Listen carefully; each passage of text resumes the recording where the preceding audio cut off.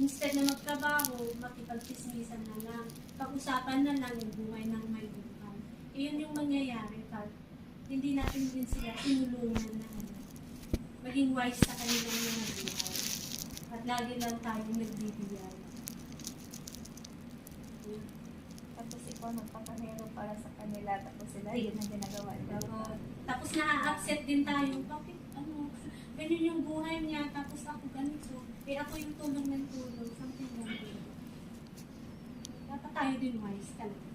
Kasi binayayaan naman tayo ng Lord din na ng mga kung meron, yung mga meron tayo para gamitin natin ng maayos, i-manage ng maayos at ng tama at makatulong din sa mga tao mas nangangailangan talaga. Hindi, ako Ate Jen. Kasi sometimes sa family, pag family mo na, sometimes yung